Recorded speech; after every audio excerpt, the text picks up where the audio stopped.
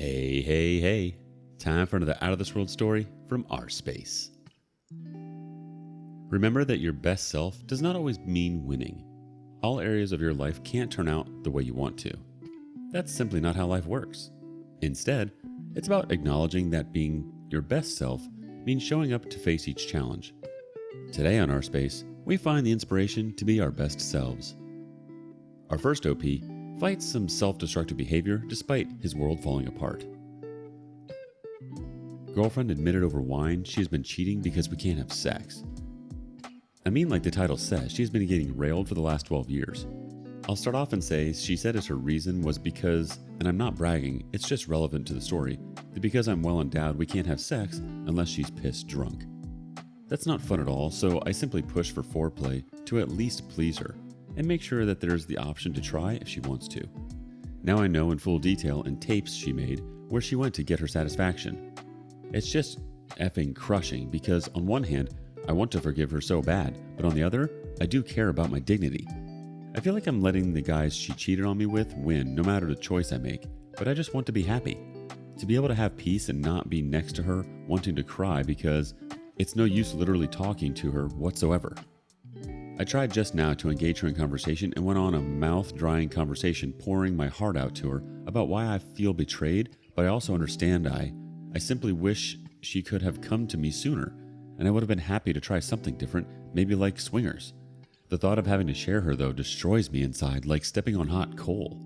So I kinda lightly pushed after to get an answer to something at least, and I might as well been talking to the wall.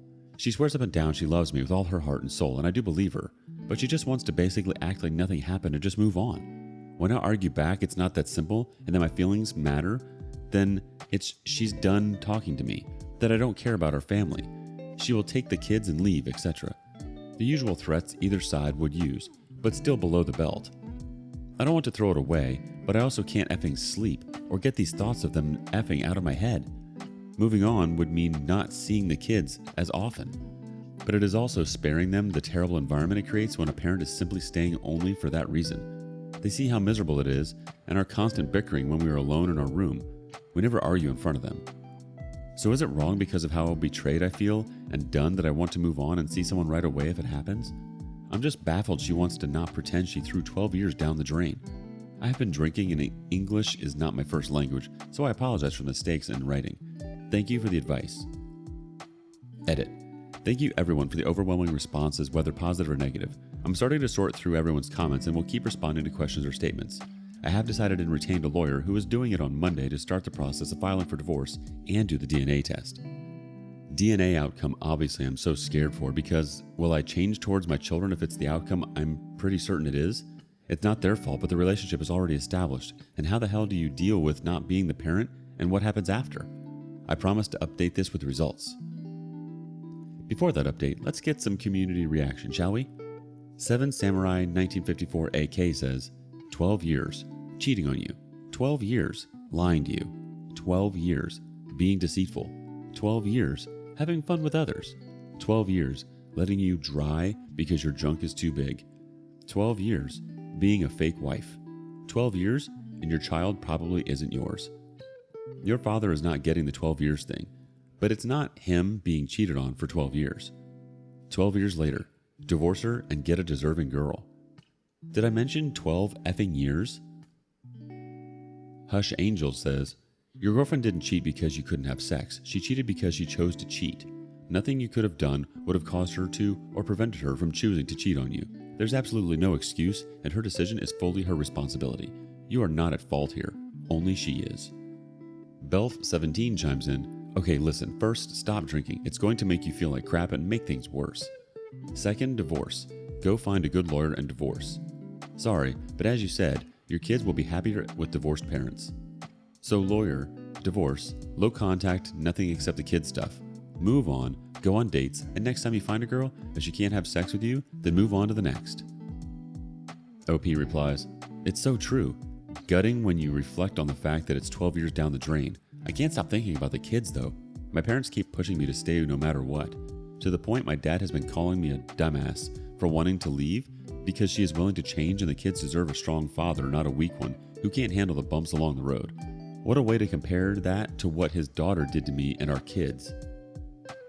BS Take 2 thinks, your dad is behaving like an idiot. He doesn't have to live your life, so he doesn't get a say. I can tell you, even if you argue away from the kids, they still know. There's a toxic vibe that hangs in the air and you can't hide that. 6 months out and my kid is way happier, more outgoing and more open with me than he has been in many years. Being a strong father is standing up for yourself, having boundaries and sticking to them, knowing when to take your kids out of a toxic situation. It's tough leaving in the beginning, man, but it gets better over time. So what that your cheater is willing to stay? That's not the point. She shouldn't have stayed. She should have talked through the issue and left you 12 years ago. Instead, she chose to lie, manipulate you, and cheat for the last 12 years. F that noise, you owe her nothing. Badger Brush 20 thinks, you don't need her for a test. Buy a pharmacy DNA test, get your daughter, and find out results. Talk to a lawyer. Listen to a lawyer. Listen to the lawyer. By the way, listen to the lawyer. Tell them and protect yourself. Walking away and serving her may finally wake her up. Okay, now for the update. So I found out the results of the DNA test I demanded from my wife, and as many of you suspected, both kids were not mine. I can't begin to describe the turbulence I'm feeling except to barely hold it together as I get ready to tell them goodbye. I already filed for divorce, and as heartbreaking as it is, I honestly feel a relief I can move on finally, to heal myself and hopefully one day find my purpose in life other than being a doormat. She tried begging for forgiveness, but I feel as if forgiveness is earned, not given, just because you apologize. Trust and loyalty is the most important in a relationship. Without it, what are we even doing together then? Thank you again for all the support and advice, everyone. I didn't know how else to update this properly, and I apologize for the errors, but I'm hanging out tonight with Jack and Coke. I know it's harsh that I made the choice to not have contact with the kids even though I have raised them since birth, but it does me no good to even be there when my mind is so volatile.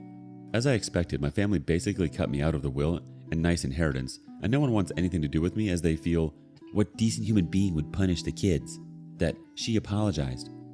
I started therapy this week, and the first words out of my therapist's mouth was no one should ever put their mental health last. I think I put enough people who did not deserve it first in my life, and the kids don't deserve that, but again, I feel it's not my concern anymore other than she keeps saying she's going to put me on child support. Does anyone know how that works even though I'm not the father? I'm in the unholy state of Texas for anyone wondering which state I'm in. I also apologize for grammar errors. I'm on mobile, and I did not know how to do a proper update post. I looked everywhere to do it right, but it seems there's not an easy way. Thank you for your time and effort to respond with advice and kind words. Ask for advice or responses, you're going to get it. First from Gerald the Trash Panda. Ask your lawyer if you can go after her and AP for paternity fraud. You suffered real damages. Truth Lady 8678 says, God, she's an evil woman.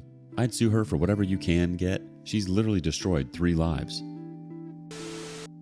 You absolutely do not need that, OP. No one does.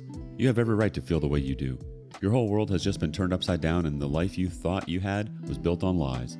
It's totally natural to want to move on. People just want to be happy, loved, and respected at the end of the day. I think there are healthy ways to move on and cope with what is happening in your life. The healing process is going to take some time.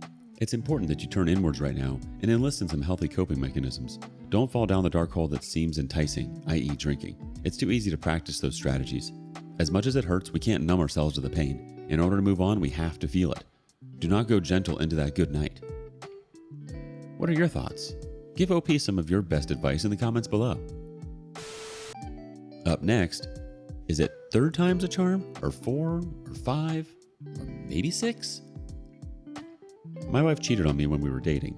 I found out about it, and after some time forgave her. We married and had our first child. Then our 2nd, 3rd, and 4th. Our marriage began deteriorating by our 2nd child, but we stuck at it and somehow made it kind of work. We've now been married for 8 years. To be honest, it has not been what I expected. I've learned much about myself over the years, and I will say many of those things are thanks to my marriage to her. We both have serious emotional issues stemming from our childhoods. Diagnoses have been thrown around, making things a bit clearer to see, easier to understand. We're still so unhappy. She wants to stick it out, but I am over it. At this point, I am convinced I would even be a better father to our children if I got out of this marriage. I'm having trouble seeing my life separated from our children at worst and seeing them 50% of the time at best. Here's the good part. When we were dating, she cheated on me with not only 1, but 5 guys.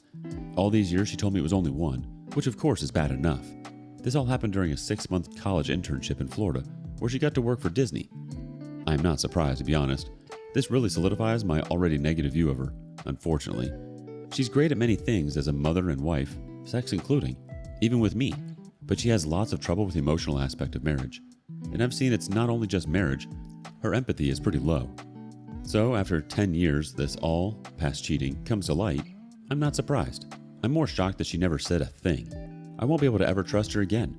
Leaving now with 4 children we care for is the only thing holding me back from leaving. I don't want them to feel abandoned, and worse, with someone who I believe lacks complete empathy. Thanks for reading. Edit. When this all happened, I did ask her if she had been with anyone during our marriage, perhaps even just an emotional affair. She says no. Even if she had been with someone, I believe she would take this part to the grave for fear of possible scrutiny within the family for causing a divorce. Even if it were so, the possible pain and resentment it could cause our children if they found out is not worth it. Some community comments start off like this. Sin0289 says, unless you don't care, I'd say DNA test. In the end, it's not what she wants in this situation. I'd say play the long game. Speak to a lawyer and figure out how to handle this legally. Clearly, she doesn't feel guilty about this, so why should you? When it comes to the kids, it's hard, yes, but it's better to grow up in 2 happy homes than 1 broken one. Pull that band-aid off and start making the calls, man. Curious though, why does she want to stay after all this came to light? The OP replies, honestly, the only reason I can think of for her wanting to stay together is because she has yet to find herself a safe backup man to uphold her self-esteem. I hope I'm wrong, but I don't know. Next comment from Captain Big Nuts. I've heard the Disney dorms are like the party room in Caligula. Shine a black light at your own peril. 5 dudes in a 6-month period while you were dating? Yikes, sorry dude. I'd bail too. New Doom 83 chimes in. Relationships based off of a foundation of infidelity have over 70% failure rate if one person is the cheat. If they both are, it's more like 90%. B Wise Man 4 has the thought, this hurts to read so much. I understand the gut punches that continue even after you've accepted that you deserve better. I understand that sinking feeling in your stomach when you hear something good about them. It's literally awful. The curse that continues.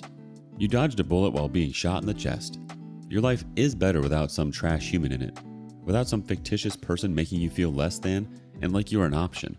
You aren't an option. You deserve to be put first and chosen every single day. You will find somebody like that, and you will get to love fully all over again. And next time, it'll be better. Meanwhile, he gets to pretend to be happy. He gets to lie to his friends. She gets to feel like she's a shameful secret. She's gross, and he's gross. Something that helped me and brought me peace this last week was realizing that I was never going to make him happy, because I was never going to be her, the woman with such low self-esteem as to accept being a secret and being lied to. I was never going to lack morals and integrity. That's why he needed somebody else. He needed somebody to worship him while he simultaneously felt better about himself because he views her as less than. My cheater thrived on an image and feeling like a good guy, and everybody believing he was great. He was literally empty inside. He knew I was better than he could ever be. He was never going to choose a better life for himself, and the minute I needed his help and support, I stopped being the worshiper, and he started to have to acknowledge his emptiness. These people are sick. You are not. You hurt now. I hurt now. But we have hope for bliss and happiness and genuine love and affection and loyalty. They live their lives the way they do in a tier below because they will always accept desire garbage because they cannot fix themselves. Feel pity and laugh and mock their little empty existence. You're going to be all right. You're going to recover. OP, you said it yourself. You'd be a better father if you weren't in the relationship. Think of it not as abandoning your kids. Think of it as showing up. Showing up as you always should have and as your very best self. There's no way to do that if you are burdened by these thoughts that you're having about marriage. How are we supposed to be there for our kids when we can't even be there for ourselves? You can do this. Take control of your life and live that life that you deserve. Now is the time. There is a beautiful life beyond this marriage. It's knocking on the door. What do you make of this? Tell us in the comments. And as always, thank you for joining us today on rSpace. Don't forget to like and subscribe and hit that notification bell. Also, please let us know what you thought of today's content. Until next time.